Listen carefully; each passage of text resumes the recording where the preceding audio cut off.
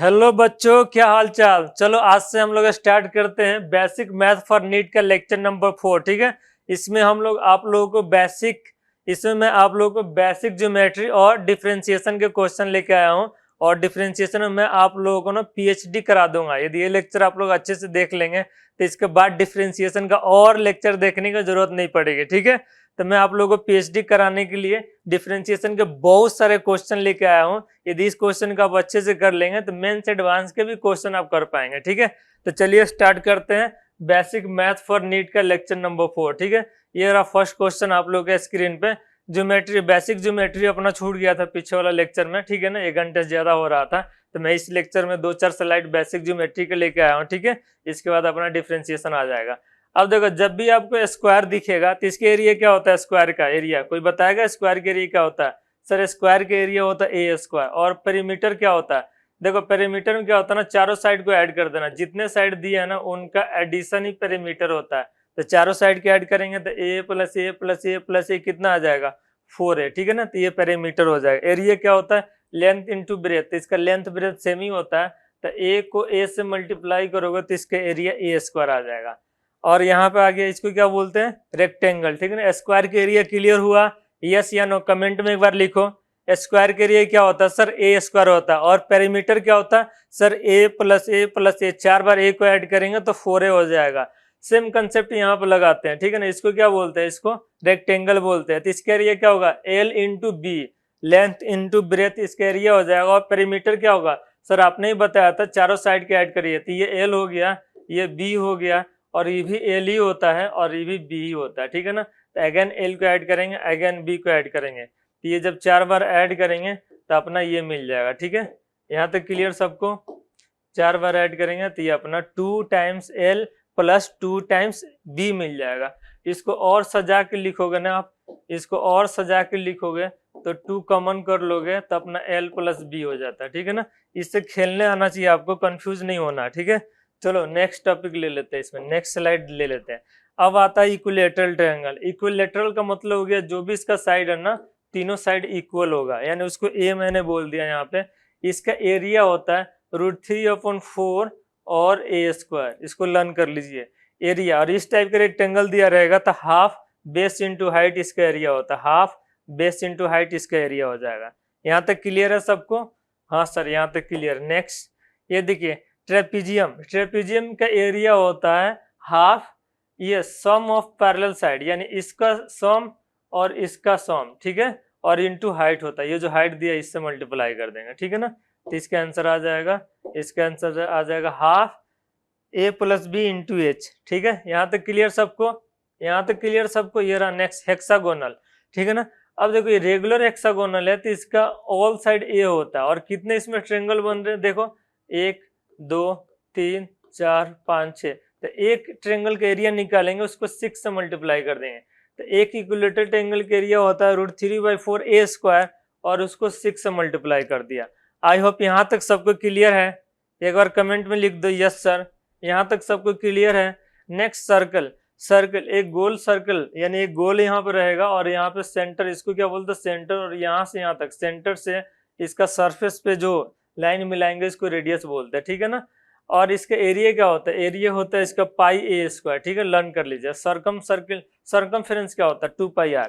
Circumference का मतलब हो गया ये साइड साइड का जो अपना, ये साइड का ये जो अपना लेंथ है ना, इसका एडिशन, यानी साइड साइड का लेंथ कितना है इसका, तो इसको 2πr बोलते हैं। ठीक है, इसमें ऐसा नहीं है कि L plus B plus H, ऐसा नहीं कर सकते इसमें 2πr, इसको लर्न करना। ठीक है, ये इसको क्या बोलते हैं? कोई बताएगा इसको?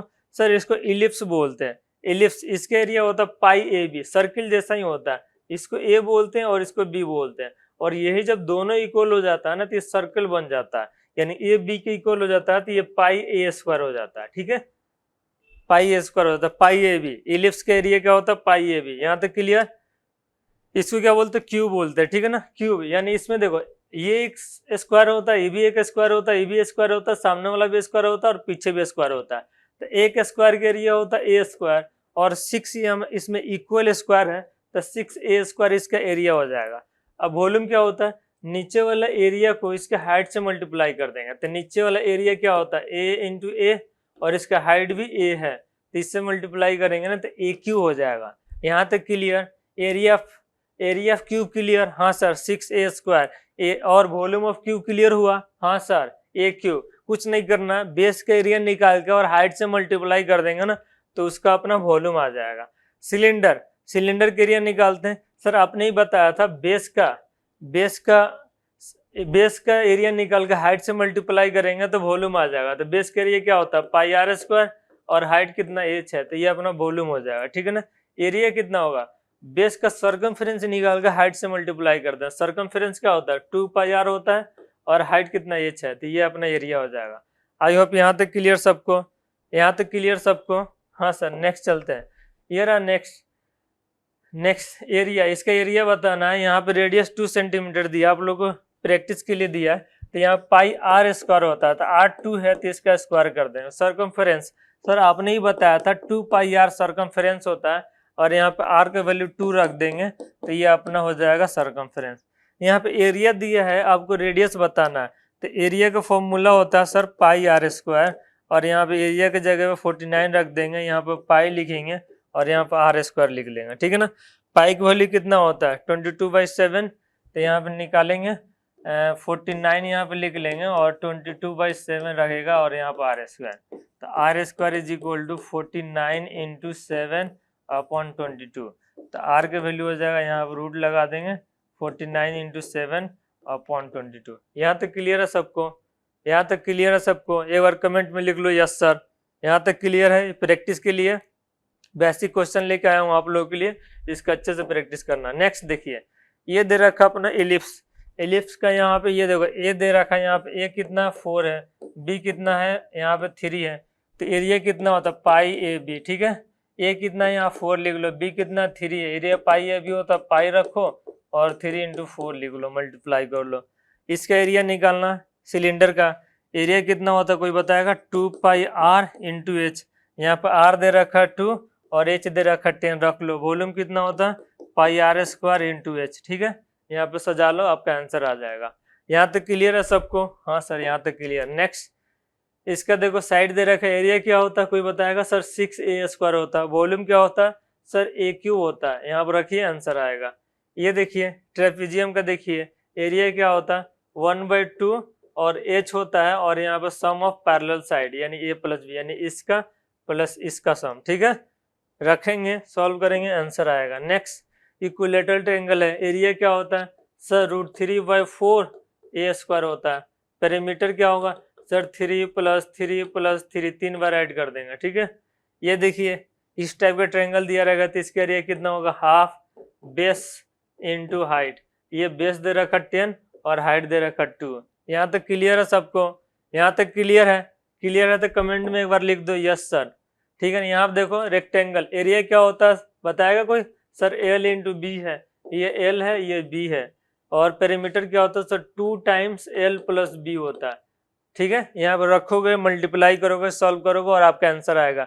मुझे आप पे विश्वास है, ये बेसिक छोटी छोटी कैलकुलेशन आप कर लेंगे, इसलिए मैं आपके लिए छोड़ रहा हूँ क्योंकि एग्जाम आपको ही देना है और आप जितना ज्यादा कैलकुलेशन करेंगे उतना ही आपका कैलकुलेशन परफेक्ट होते जाएगा।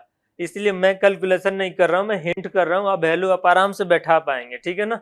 क्योंकि आप IIT मेडिकल की तैयारी करने आए हैं तो इतना तो मेहनत आप करेंगे ही। एरिया क्या होता है स्क्वायर का सर a स्क्वायर होता है। पेरीमीटर क्या होता है सर 4 × a होता है। यहाँ वैल्यू बैठा लेंगे सर, छोड़ दीजिए।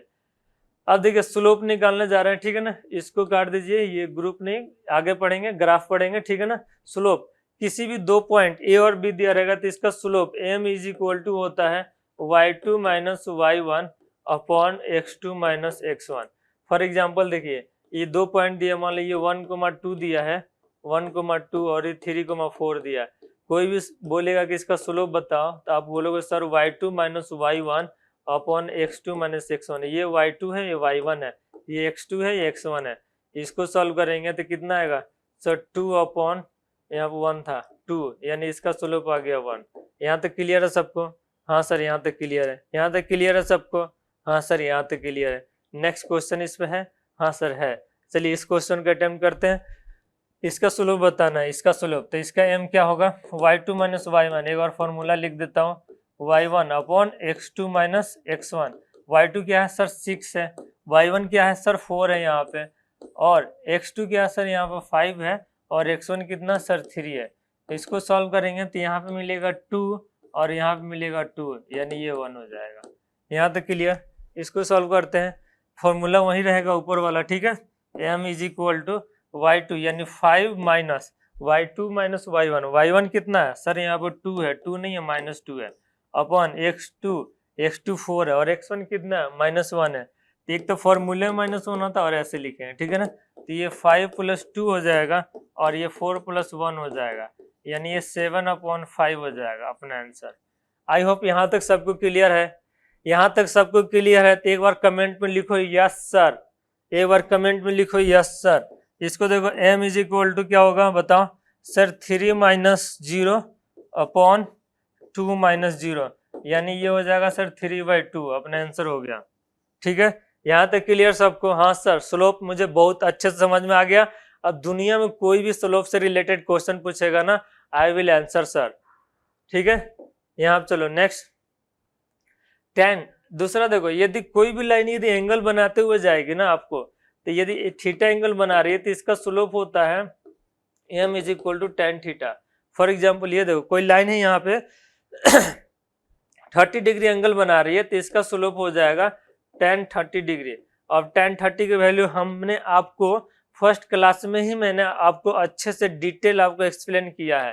तो tan 30 की वैल्यू एक बार कमेंट में लिख दो, एक बार कमेंट में लिख दो, जिससे मुझे पता चल जाए कि आपने फर्स्ट लेक्चर को अच्छे से देखा। एक बार कमेंट में लिख दो tan 30 कितना होता है सर, tan 30 होता है 1/√3।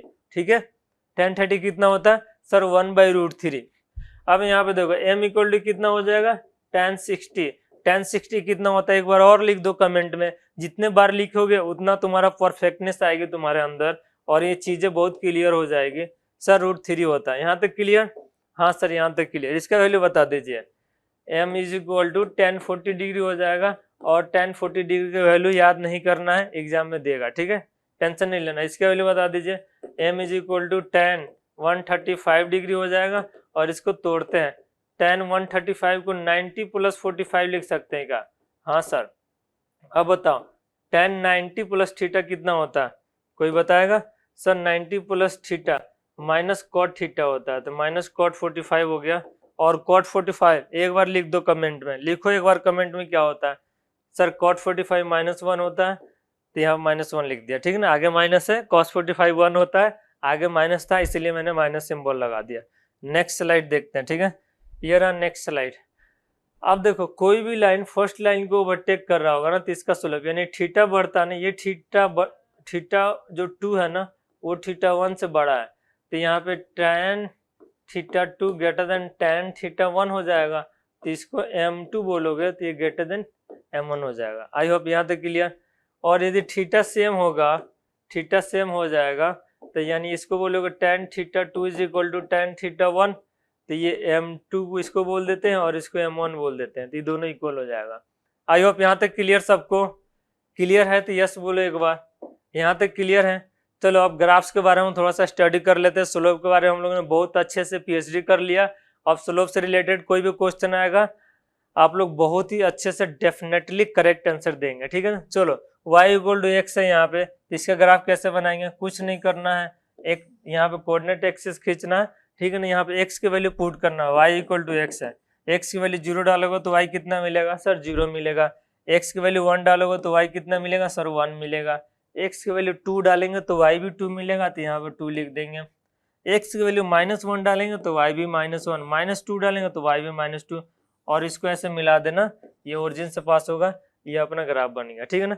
फ्री हैंड में कैसे बनाएंगे? कुछ नहीं करना होता, y इक्वल टू x का ग्राफ आएगा तो इसको ऐसे बना देना, ये y इक्वल टू x का ग्राफ हो गया। ठीक है, इसका x + 2 का देखो ये सब एक ही फैमिली के मेंबर है, इसमें 0 डालना है, x इक्वल टू 0 डालोगे तो y 2 मिलेगा, 0,2। अब मुझे बताओ यहाँ पे x की वैल्यू क्या डालेंगे कि 0 आएगा सर? -2, तो यहाँ पे -2,0, और इसको मिला देना ऐसे, ये तुम्हारा ग्राफ हो गया। यहाँ तक क्लियर? यहाँ तक क्लियर? हाँ सर यहाँ तक क्लियर। नेक्स्ट इसको इरेज करके नेक्स्ट ग्राफ बना दे। ठीक है, अब देखो नेक्स्ट 2x + 3 ग्राफ कैसे बनाएंगे? 2x + 3 ग्राफ कैसे बनाएंगे? कोई बताएगा 2x प्लस 3 ग्राफ कैसे बनाएंगे? बताओ कैसे बनाएंगे? सर कोऑर्डिनेट एक्सिस खींच लीजिए, कोऑर्डिनेट एक्सिस खींचिए, 2x प्लस 3 इसका ग्राफ बना है, ठीक है ना। तो x की वैल्यू 0 डालेंगे तो y 3 मिलेगा, सो दिस इज 0,3। और जब x की वैल्यू 1 डालेंगे तो y 5 मिलेगा, तो 1 डालेंगे तो 5 मिलेगा, इधर मिलेगा। और x की वैल्यू समझिए -1 डालेंगे तो y कितना मिलेगा? 1 मिलेगा, -1 डालेंगे तो 1 इधर का ही मिलेगा। अब इसको ऐसे मिला दीजिए, ये बन गया आपका इसका ग्राफ, इसका, ठीक है। यहाँ तक क्लियर? यहाँ तक क्लियर? यहाँ तक क्लियर या नहीं? कमेंट में लिखो। नेक्स्ट इसका ग्राफ बनाना 2x प्लस 6 का, 2x plus 3y equal to 6 का। कुछ नहीं करना, कोऑर्डिनेट एक्सिस खींचना है, x को 0 डालो, y कितना मिलेगा? x 0 डालोगे तो y मिलेगा 6/3 यानी 2, यानी ये हो गया 0,2। अब y को 0 डालो तो x मिलेगा 3, ये 0 हो गया, 6/2 3, तो ये मिल जाएगा 3 यानी 3,0। और इसको ऐसे मर्ज कर दो, ऐसे मैच कर दो, ऐसे, ठीक है। मैच कर दिया। यहाँ तक क्लियर? यहाँ तक क्लियर? कोई डाउट है? कोई डाउट है? नहीं सर। चलो नेक्स्ट स्लाइड लेते हैं। अब पैराबोला, पैराबोला 4 टाइप के होता है, एक अपवर्ड पैराबोला होता है, एक डाउनवर्ड होता है, एक लेफ्ट वाइड, एक राइट वाइड, ठीक है ना। इस पैराबोला ग्राफ बन गया, इसका ग्राफ बनाता है, ठीक है ना। ये y equal to x square plus 1 है, y इक्वल टू क्या है? एक्स स्क्वायर प्लस 1 है। तो यही पैराबोला बनेगा, 1 यूनिट ऊपर शिफ्ट कर देंगे, यानी इसी के ग्राफ में यदि 1 यूनिट ऊपर शिफ्ट कर देंगे तो y स्क्वायर इक्वल टू बन जाएगा एक्स स्क्वायर प्लस 1 का ग्राफ। यहाँ तक क्लियर सबको? यहाँ तक क्लियर? माइनस है तो इसी ग्राफ को 1 यूनिट नीचे शिफ्ट कर देंगे ना, तो ये y is equal to x square minus 1 का ग्राफ बन जाएगा। यहाँ तक क्लियर सबको? यहाँ तक क्लियर? हाँ सर। इसका ग्राफ यही पैराबोला का लेफ्ट और राइट शिफ्ट कर देंगे तो इसका ग्राफ बनता है, यानी x प्लस 1 का होल स्क्वायर। अब बताओ मुझे x की वैल्यू क्या डालेंगे कि 0 होगा? सर -1 डालेंगे 0 हो जाएगा, तो ये -1, 0 हो जाएगा। इस पे एक लाइन खींच लेंगे और ऐसा ग्राफ बना देंगे तो ये हो जाएगा अपना इसका ग्राफ, ठीक है। x -1 का होल स्क्वायर, यानी अब इस पे ग्राफ ये x इक्वल टू 1 डालेंगे तो 0 होगा, तो इसीलिए इसको राइट साइड शिफ्ट कर देंगे, ठीक है ना। 1 यूनिट राइट साइड शिफ्ट कर देंगे। अब आप लोग मुझे बताओ x प्लस 3 का होल स्क्वायर ग्राफ कैसे बनेगा? मुझे बताओ। सर x इक्वल टू -3 डालेंगे तो ये 0 होगा, यानी ये इसका ग्राफ इसके जैसा ही बनेगा, बट 3 यूनिट इधर शिफ्ट कर दीजिए, 3 यूनिट 1 2 3, यानी यहाँ पे एक लाइन खींचेंगे और यहाँ पे 3 यूनिट ऐसे ग्राफ बना देंगे, ठीक है। यहाँ तक क्लियर सबको? यहाँ तक क्लियर सबको? हाँ सर, यहाँ तक क्लियर। नेक्स्ट सर्कल, यहाँ सर्कल का ग्राफ बनाते हैं, x square plus y square equal to r square दिया है, तो ये नॉर्मल सर्कल ऐसा बनेगा जिसका सेंटर 0,0 है और यहाँ से यहाँ तक रेडियस आर है, यानी इसको हम लोग r,0 बोल सकते हैं इस कोऑर्डिनेट को। यहाँ तक क्लियर? हाँ सर। अब देखो नेक्स्ट ये है अपना next x square plus y square equal to 4, तो ये भी नॉर्मल सर्कल ही बनेगा, बट यहाँ पे सेंटर 0,0 होगा और इसका ये जो कोऑर्डिनेट होगा ना ये 2,0 हो जाएगा। जैसे ये r,0 है तो 2,0 हो जाएगा। X square plus y square equal to 9, ये भी नॉर्मली सर्कल बनेगा, बट ये जो सेंटर 0,0 हो जाएगा और ये 3,0 हो जाएगा। यहाँ तक क्लियर? हाँ सर। ये देखो ये थोड़ा सा अलग यहाँ पे ग्राफ इक्वेशन दे रखा सर्कल का, इसमें x-1 का होल स्क्वायर दे रखा plus y square equal to 3 दे रखा, ठीक है। तो यहाँ पे ये जो है ना सेंटर, इसका सेंटर चेंज हो जाएगा, इसका सेंटर 1,0 यानी यहाँ पे चला जाएगा 1,0, ठीक है। और इसका रेडियस √3 है, यानी 1 से बड़ा है, तो यानी ये इसका ग्राफ ऐसे बढ़ जाए, यानी यहाँ से यहाँ तक 1 था और ये थोड़ा सा बड़ा ले लिया, ठीक है। इसका ग्राफ इसका देखिए y-1 का होल स्क्वायर, यानी ये y के साइड में इसका सेंटर चला जाएगा, दिस इज 0,1 और इसका रेडियस 2 है, तो यहाँ से यहाँ तक 1 है बट इसका रेडियस 2 है, ये थोड़ा सा नीचे तक जाएगा क्योंकि 1 और प्लस 1 ये 2, ठीक है। ऐसा ग्राफ बन जाए। ये देखो x के वैल्यू भी 1 है और y के वैल्यू भी 1 है, यानी 1,1 इसका सेंटर है और रेडियस कितना 9, यानी 9 का यानी 3 का होल स्क्वायर 9, यानी इसका रेडियस 3 है। जैसे r स्क्वायर होता ना यहाँ पे, तो 9 है तो किसका स्क्वायर होगा? 3 का, तो इसका सेंटर तो ये हो जाएगा 1,1, बट देखो ये भी 1 है, ये भी 1 है, इसका रेडियस 9 है, 3 है, तो ये अपना 3 रेडियस हो जाएगा। आई होप यहाँ तक क्लियर सबको?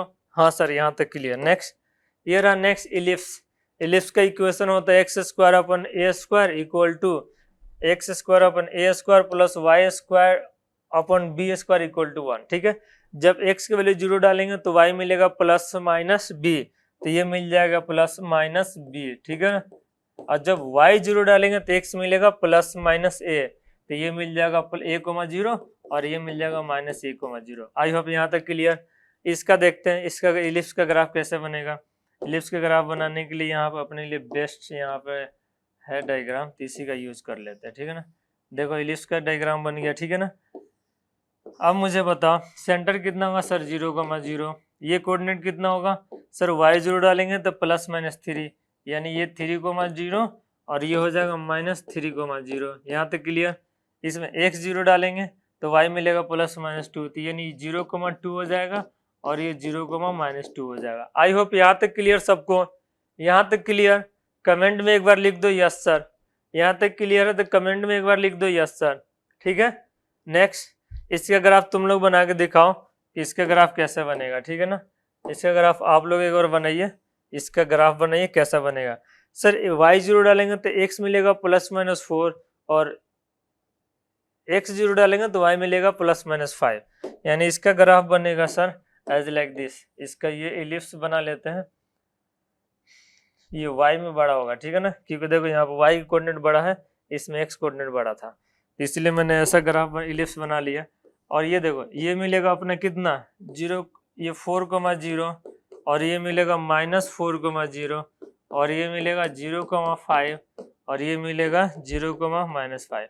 आई होप यहाँ तक क्लियर। आई होप यहाँ तक क्लियर सबको। यदि क्लियर है तो एक बार कमेंट में लिख दो यस सर, एक बार कमेंट में लिख दो यस सर क्लियर है यहाँ तक। चलो नेक्स्ट ले लेते हैं। नेक्स्ट स्लाइड पे देखो डिफरेंशिएशन, ये आप लोगों का जो सबसे फेवरेट टॉपिक है, जो आप लोगों को बहुत ज्यादा मैक्सिमम टाइम परेशान करता, वो टॉपिक आप लोगों का आ गया यहाँ पे।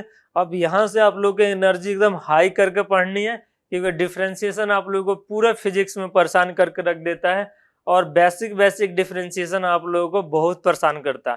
तो यदि इस लेक्चर को यहाँ से यदि आप अच्छे से पैसेंस बना कर देख लेंगे तो आप लोगों को लाइफ में कभी भी डिफरेंशिएशन से रिलेटेड क्वेश्चन आएगा तो आप लोगों को परेशान नहीं करेगा, ठीक है। तो चलिए स्टार्ट करते हैं। डिफरेंशिएशन जो मोस्ट इंपॉर्टेंट है और इंटीग्रेशन का छोटा भाई है, यानी इसको आप लोग अच्छे से समझेंगे, इससे दोस्ती अच्छे से करेंगे तो इसका जो इंटीग्रेशन जो बड़ा भाई है जो इसके बाद आएगा वो आप लोगों को भी अच्छे से समझ में आएगा, क्योंकि इसका नेचर उससे रिलेट करता है। यानी आधा से ज्यादा इंटीग्रेशन के क्वेश्चन डिफरेंशिएशन से हो जाते हैं।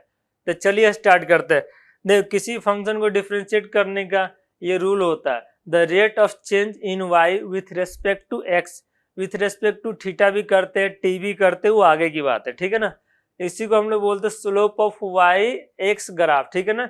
D y by d x को स्लोप भी बोलते हैं। अभी हम लोग ने स्लोप के बारे में पढ़ा है, y2 minus y1 upon x2 minus x1। और यदि एंगल से कोई ग्राफ जा रहा होगा तो tan थीटा, ठीक है ना, m equal to tan theta.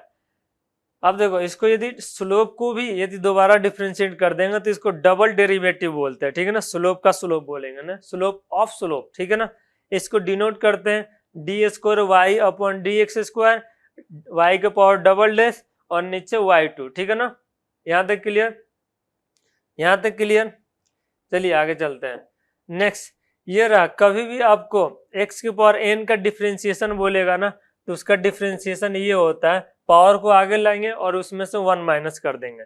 और कभी भी आपको ऐसा डिफरेंशिएशन बोलेगा कि y इक्वल टू एक्स की पावर 10 है तो इसका y डैश बता दीजिए, तो ये 10 होगा और x की पावर 9 हो जाएगा। नेक्स्ट क्वेश्चन बोलेगा examiner y equal to x की पावर 3/2 है, इसका डिफरेंशिएशन बता दीजिए, तो y डैश होगा, कुछ नहीं करना, 3/2 को आगे लाना है और उसमें से 1 माइनस करना, ठीक है। 1 माइनस करते ही अपना आंसर हो जाएगा, तो x के पावर 3/2 माइनस 1 हो जाएगा, तो y dash is equal to 3/2 और x के पावर कितना आएगा, ये सर 1/2 हो जाएगा। आई होप यहाँ तक क्लियर। कुछ बेसिक यहाँ पे डिफरेंशिएशन है, इसका डिफरेंशिएशन आप बताइए। y इक्वल टू 10 दे रखा है, यानी दुनिया का कोई भी कांस्टेंट फंक्शन होगा उसका डिफरेंशिएशन, y इक्वल टू कोई भी कांस्टेंट फंक्शन होगा तो उसका डिफरेंशिएशन क्या होता है सर, 0 होता है। तो यहाँ पर y इक्वल टू 10 है तो इसका डिफरेंशिएशन कितना होगा सर, 0। y इक्वल टू 20 है तो इसका डिफरेंशिएशन कितना होगा सर, 0। y इक्वल टू 1/2 है, इसका डिफरेंशिएशन कितना होगा sir y dash equal to 0 हो जाएगा। y इक्वल टू पाई है, इसका डिफ्रेंशिएशन कितना होगा sir y dash equal to 0 हो जाएगा। y इक्वल टू ई है, ई एक कांस्टेंट फंक्शन होता है, इसका वैल्यू होता है 2.71, तो इसका भी डिफ्रेंशिएशन कितना हो जाएगा, कोई बताएगा सर 0। y इक्वल टू 10 पाई है, 10 पाई का डिफ्रेंशिएशन कितना होगा सर 10 पाई भी कांस्टेंट है, इसीलिए इसका भी डिफ्रेंशिएशन कितना हो जाएगा 0। e के पावर 3 का डिफ्रेंशिएशन कितना होगा सर 0। यहाँ तक क्लियर। कांस्टेंट से रिलेटेड मैंने इतना सारा एग्जांपल आप लोगों के लिए ले लिया है जिससे आप लोगों को कभी लाइफ में कंफ्यूजन ना हो।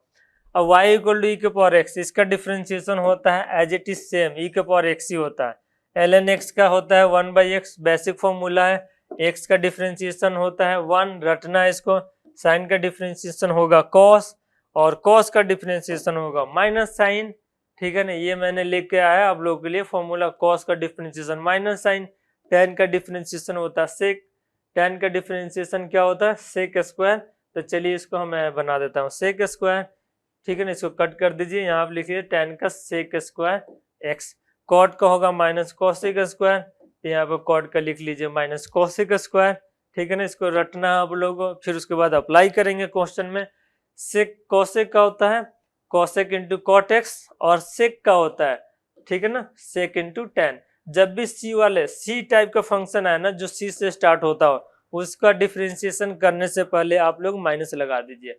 फॉर एग्जांपल cosec का differentiation minus cosec x into cot x, और यहाँ पे देखिए cos का डिफ्रेंशिएशन माइनस sin x, और यहाँ पे देखिए cot का डिफ्रेंशिएशन माइनस cosec x, ठीक है ना। tan का differentiation sec x, sec square x, ठीक है ना। चलिए नेक्स्ट चलते हैं, ये रहा नेक्स्ट। अब देखिए जब भी आपको एडिशन और सब्ट्रैक्शन होगा तो इसका डिफरेंशिएशन बहुत ही आसान होता है, कुछ नहीं करना होता है, सबको सेपरेट करके डिफरेंशिएट कर दो अलग अलग। तो अब आप लोग मुझे बताओ y equal to sine x plus cos x है, तो इसका डिफरेंशिएशन कितना होगा सर y डैश लिखिए, साइन एक्स का आपने ही बताया था कॉस एक्स होता है, और कॉस एक्स का आपने ही बताया था माइनस साइन एक्स, तो लिख दीजिए सर, ये हो गया आंसर। अब बताइए इसका क्या डिफरेंशिएशन होगा, x के पावर 5 का सर आपने ही बताया था, 5 को आगे ले लीजिए और उसमें से 1 माइनस कर दीजिए, ठीक है ना, 5 माइनस 1 4 हो गया। tan x का आपने ही बताया था सर sec स्क्वायर x लिख लीजिए, ये हो गया डिफरेंशिएशन। आई होप यहाँ तक किसी को कोई डाउट है, नहीं है सर। इसका बताइए tan x का क्या होगा, tan x का सर 10 लिख लीजिए, 3/2 का भी बताया था, 3/2 को आगे लाओ, उसमें से 1 माइनस करोगे तो 1/2 होगा। यहाँ तक क्लियर, यहाँ तक क्लियर। इसका बताओ 3x का क्या होगा सर 3 होगा, और x के पावर 5/2 का क्या होगा, कमेंट में लिख के बताओ एक बार। चलो इसका बताओ, इसका क्या होगा, cos x का क्या होगा डिफरेंशिएशन, सर आपने ही बताया था माइनस साइन एक्स होगा, और 1/x का क्या होगा सर 1/x, इसको लिखेंगे, इसका तो माइनस साइन एक्स लिख देंगे, ठीक है, और 1/x को, इसको पहले x के पावर -1 लिखेंगे, और पावर को आगे लाएंगे और उसमें से क्या करेंगे बताओ सर 1 माइनस कर देंगे, ठीक है ना, तो -2 हो जाएगा। आई होप यहाँ तक सबको क्लियर है, यहाँ तक सबको क्लियर है। क्लियर है तो एक बार कमेंट में लिख दो। इसका डिफरेंशिएशन बताओ, 1 का डिफरेंशिएशन 0, x का 1, इसका 2x, और इसका 3x स्क्वायर, और इसका 4x3।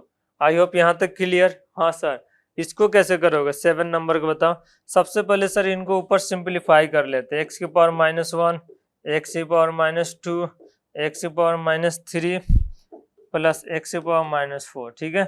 इसको y डैश करेंगे तो क्या आएगा, -1 आगे आएगा, ठीक है, उसमें से 1 माइनस करेंगे तो -1 x की पावर -2, -2 x की पावर -3, -3 x की पावर -4, -4 x की पावर -5, ये आपका आंसर हो जाएगा।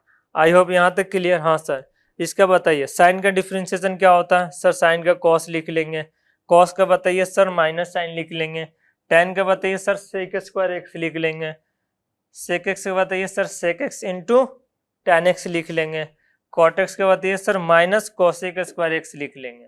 आई होप यहाँ तक क्लियर सबको। हाँ सर, इतना सारा क्वेश्चन प्रैक्टिस करोगे ना तो आप लोगों का ये PhD हो जाएगा, PhD लेवल का हो जाएगा। प्रोडक्ट रूल, प्रोडक्ट रूल में यहाँ पे प्रोडक्ट होगा, इसको इंटू बना लीजिए। प्रोडक्ट रूल में हम लोग क्या करेंगे, प्रोडक्ट रूल में हम लोग क्या करेंगे, एक फंक्शन को करेंगे, दूसरे फंक्शन को एज इट इज रखेंगे, फिर जिसको एज इट इज रखा उसको डिफरेंशिएट करेंगे, और फर्स्ट फंक्शन को एज इट इज रखेंगे। यानी ये देखो u इंटू वी है, तो मैं u को एज इट इज रखा, मैं यहाँ पे u को एज इट इज रखा, v को डिफ्रेंशिएट किया, v डैश का मतलब डिफ्रेंशिएशन, और v को एज इट इज रखा और u को यहाँ पे डिफ्रेंशिएट किया। आई होप यहाँ तक क्लियर। हाँ सर यहाँ तक टोटली क्लियर है, यहाँ तक क्लियर। चलो अब देखो y equal to x into sine x, तो मैं क्या करूंगा इसको, y equal to x into sine x, तो मैं इसको क्या करूंगा y dash is equal to x को एज इट इज रखूंगा, साइन को डिफ्रेंशिएट करूंगा, तो साइन का डिफ्रेंशिएशन होता है cos x प्लस, अब मैं साइन को एज इट इज रखूंगा और x को डिफ्रेंशिएट करूंगा, तो इसका डिफ्रेंशिएशन 1 हो गया, इसका डिफ्रेंशिएशन। आई होप यहाँ तक सबको क्लियर है, क्लियर है। कमेंट में लिख दो यस सर। इसका डिफ्रेंशिएशन तुम लोग बताओ। एक्स स्क्वायर का डिफ्रेंशिएशन एज इट इज रखते हैं और tan का करते हैं, tan का क्या होता है सेक स्क्वायर एक्स प्लस, अब tan को एज इट इज रखते हैं, एक्स स्क्वायर को करेंगे तो क्या आएगा सर, आपने ही बताया था 2x होगा। आई होप यहाँ तक क्लियर। तो क्या ये सब डिफ्रेंशिएशन तुम कर लोगे? हाँ सर कर लेंगे। एक दो बता दीजिए लास्ट वाला। इसका डिफ्रेंशिएशन देखो y डैश, e को एज इट इज रखा, log को किया 1/x प्लस log को एज इट इज रखेंगे, log x को एज इट इज रखेंगे, e को करेंगे तो e के पावर x का डिफ्रेंशिएशन e के पावर x, e का डिफ्रेंशिएशन 0 होता है बट e के पावर x का डिफ्रेंशिएशन e के पावर x होता है, इसको याद रखना है, ठीक है ना। बाकी third fourth fifth six seven आप लोगों के होमवर्क के लिए रहेगा, इसको अच्छे से अटेम्प्ट करना। कोई भी डाउट आता है कमेंट में लिखना, मैं इसका आंसर करके दूंगा। नेक्स्ट आता है अपना डिवीजन रूल और कोशेंट रूल, ठीक है ना, कोशेंट रूल, ठीक है ना। नेक्स्ट अपना आता है डिवीजन रूल और कोशेंट रूल, कोशेंट रूल, ठीक है ना, ये कोशेंट रूल, ठीक है ना, कोशेंट रूल। इसमें u बाई v रहेगा, तो इसमें क्या करते हैं v को एज इट इज रखेंगे, ये नहीं कि u को एज इट इज रखेंगे, नीचे वाले डिनोमिनेटर को एज इट इज रखेंगे, न्यूमरेटर को डिफरेंशिएट मारेंगे, माइनस न्यूमरेटर को एज इट इज रखेंगे, डिनोमिनेटर को डिफरेंशिएट मारेंगे, अपॉन डिनोमिनेटर का होल स्क्वायर, इसको नहीं भूलना, ठीक है। ये था अपना फॉर्मूला, बेसिक फॉर्मूला अपना ये है, ठीक है ना। अब इस पे क्वेश्चन से मैं 2-4 करवा देता हूँ, उसके बाद रिमेनिंग क्वेश्चन होमवर्क के लिए। ये होगा अपना y डैश, ठीक है, ये रहा अपना y dash is equal to x as it is e के पावर x का डिफरेंशिएशन e के पावर x माइनस e के power x as it is x का डिफरेंशिएशन 1 अपॉन नीचे क्या है सर x है तो इसका होल स्क्वायर। आई होप यहाँ तक क्लियर है सबको। हाँ sir sine x upon x, इसका डिफरेंशिएट करेंगे x को एज इट इज, साइन का डिफरेंशिएशन क्या होगा कोई बताएगा? हाँ सर cos x होता है, माइनस साइन को एज इट इज रखेंगे, साइन को एज इट इज x का डिफरेंशिएशन 1 अपॉन नीचे x है तो इसका स्क्वायर करेंगे तो ये x स्क्वायर हो जाएगा, ठीक है। बाकी रिमेनिंग ये क्वेश्चन नंबर थर्ड फोर्थ आपका होमवर्क क्लियर रहेगा, ठीक है ना। इसको अच्छे से अटेम्प्ट करना है, कोई भी डाउट आता है आप लोगों को पूछना है। क्वेश्चन नंबर 5 एक मैं बताता हूँ, फिर रिमेनिंग आप लोगों के होमवर्क क्लियर रहेगा। 5 में क्या करेंगे, 5 नहीं तो 6 बताता हूँ, 5 बहुत ईजी है आप लोग कर लोगे। 6 में क्या करेंगे, y dash is equal to x square plus 2x plus 3 को एज इट इज रखा। देखो हर क्वेश्चन में न्यूमरेटर को डिफरेंशिएट कर रहा हूँ, डिनोमिनेटर को एज इट इज रख रहा हूँ, तो आपको भी यही करना है। न्यूमरेटर का डिफरेंशिएशन हो जाएगा 2x प्लस 1 माइनस, अब मैं क्या करूंगा न्यूमरेटर को एज इट इज रखूंगा, x square plus 2x plus 3 को as it is x square plus x plus 1 का एज इट इज रखूंगा, ठीक है, x square plus x plus 1 का एज इट इज रखूंगा। अब मैं इसको डिफरेंशिएट करूंगा इसको, तो 2x प्लस 2 हो जाएगा, तो मैं यहाँ पे लिख देता हूँ 2x प्लस 2, और नीचे क्या आएगा, नीचे सर इसका होल स्क्वायर आ जाएगा, ये जो लिख रखा है ना x square plus 2x plus 3 इसका होल स्क्वायर आ जाएगा। आई होप यहाँ तक क्लियर सबको। हाँ सर एक और करके बता दीजिए। चलो मैं 9 नंबर करके बताता हूँ। y dash is equal to हो जाएगा x प्लस 3 e के पावर x का डिफरेंशिएशन e के पावर x माइनस e के power x as it is x plus 3 का डिफरेंशिएशन 1 अपॉन x प्लस 3 का होल स्क्वायर, ठीक है। रिमेनिंग क्वेश्चन 7, 8, 10 और ये 11 होमवर्क के लिए रहेगा, अच्छे से प्रैक्टिस करना है, कोई भी डाउट आएगा पूछना है। नेक्स्ट आता है चेन रूल। चेन रूल में क्या होता है ना, एक फंक्शन के अंदर एक फंक्शन दिया रहेगा तो उसको चेन रूल बोलते हैं, ठीक है ना। इसको कैसे करते हैं, सबसे पहले बाहर वाले फंक्शन करते हैं, फिर अंदर जाएंगे, फिर उसको करेंगे, फिर उसके अंदर जाएंगे, ऐसे करके बाहर निकलना होता है। तो चलो 1-2 क्वेश्चन में बताता हूँ। चेन रूल में करते क्या है, ये थ्योरी देख लो, थ्योरी समझ में आए या ना आए टेंशन नहीं लेना, बाकी क्वेश्चन समझ में आएगा, ये मेरा गारंटी है। सबसे पहले देखो इस क्वेश्चन को कैसे करेंगे, y dash is equal to, सबसे पहले लॉग का differentiation, do you know log का डिफरेंशिएशन क्या होता है? हाँ सर 1/x होता है, तो लॉग 2x है तो 1/2x हो जाएगा, तो यहाँ पे हो जाएगा 1/2x।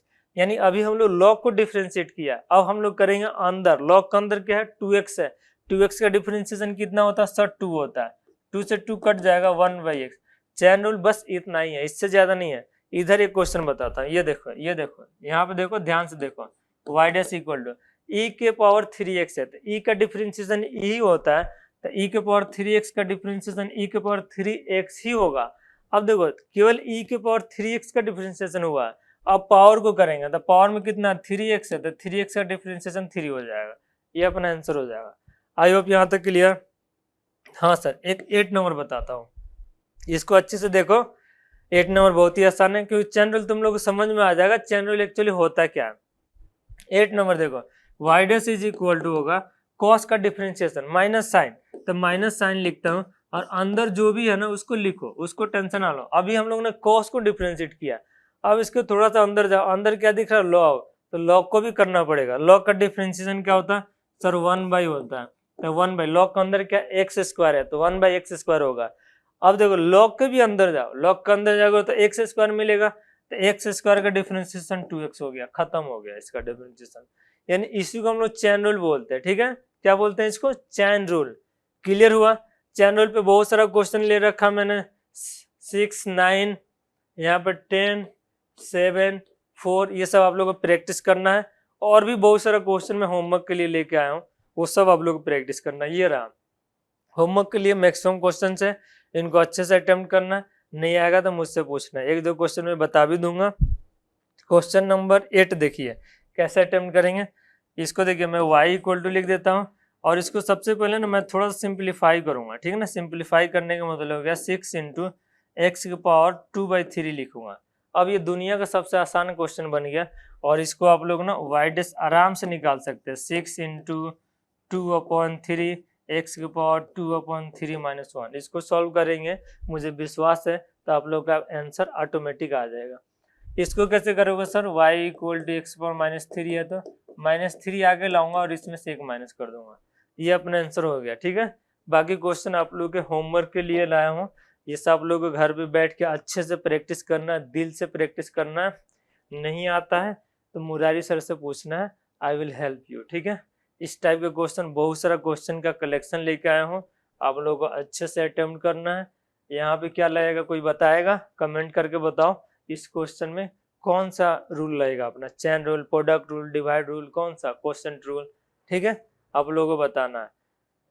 नेक्स्ट, ठीक है, ये था अपना डिफरेंशिएशन का टॉपिक, ठीक है ना। डिफरेंशिएशन हम लोगों ने बहुत अच्छे से पीएचडी लेवल का मैंने क्वेश्चन लेके आया था, ठीक है ना। बहुत सारे क्वेश्चन इतना प्रैक्टिस करा दिया कि आप लोगों का डिफरेंशिएशन में पीएचडी हो जाएगा, यदि अच्छे से दिल से फॉर्मूला याद करके करेंगे तो। इससे ज्यादा डिफरेंशिएशन की जरूरत नहीं पड़ती है, ठीक है।